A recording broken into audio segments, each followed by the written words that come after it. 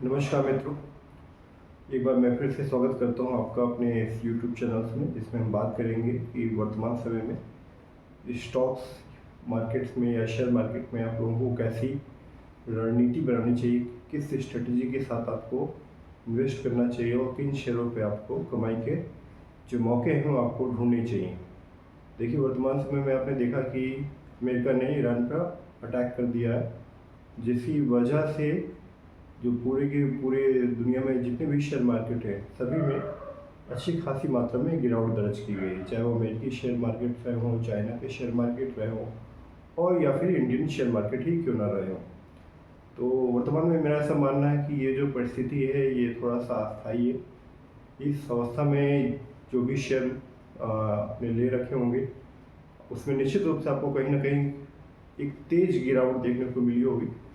एक अगर आपने 1-1.5 साल पहले किसी भी स्टॉक में निवेश किया होगा, तो अगर वो मेटल के शेयर्स नहीं है ना, मेटल के शेयर्स नहीं है या कोई ऐसी कंपनी नहीं है जिसने काफ़ी ज़्यादा रिटर्न दिए हों, हॉस्पिटलिटी सेक्टर से कंज्यूमर सेक्टर के शेयर्स नहीं है, बैंकिंग सेक्टर के शेयर नहीं है, इवन बैंकिंग इन सभी सेक्टर्स में भी हाल के दिनों में जो वैश्विक घटनाक्रम हुआ उसकी वजह से गिरावट दर्ज की गई है। तो वर्तमान समय में मेरी आपको यही सलाह है कि ऐसी स्थिति में जब शेयर मार्केट में जो स्टॉक्स हैं काफ़ी अपने वैल्यूएशन से सस्ते पे ट्रेड कर रहे हैं, तो आपको थोड़ी स्ट्रेटजी बना के धीरे धीरे निवेश करना चाहिए। जितने समय आप जितनी गिरावट में और जितना निचले स्तरों पर आप खरीदारी कर सकते हैं, खरीदारी करते रहिए, बशर्ते उन स्टॉक्स के जो रिजल्ट्स हैं वो क्वार्टर टू क्वार्टर ख़राब ना आ रहे हों और कंपनी की जो गाइडेंस है वो भी ठीक ठाक मजबूत हो। तो ऐसी कंडीशंस में आप निश्चित रूप से आपको शेयर मार्केट में इन्वेस्ट करना चाहिए।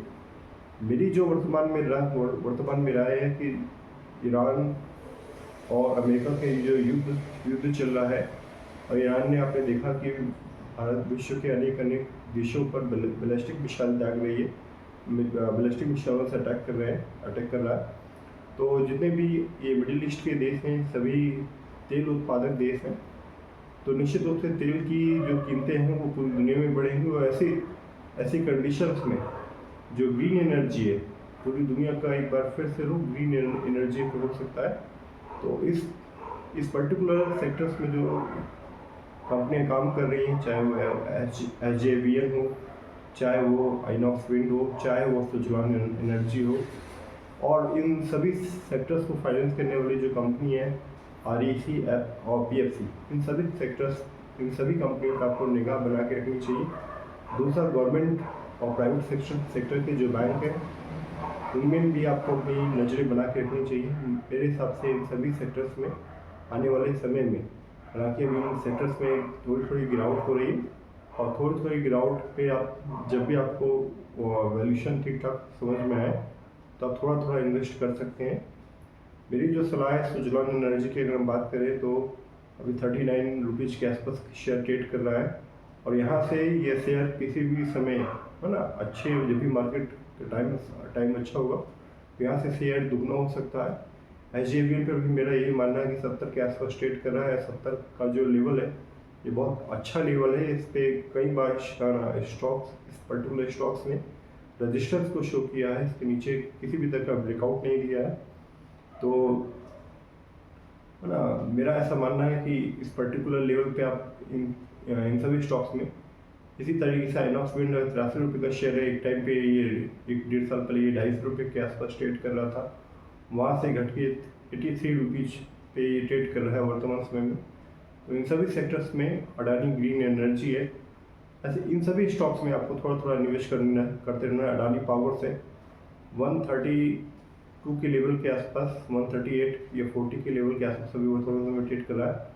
132 स्टॉक्स, ये भी 132 के लेवल पे ये स्टॉक जा चुका है।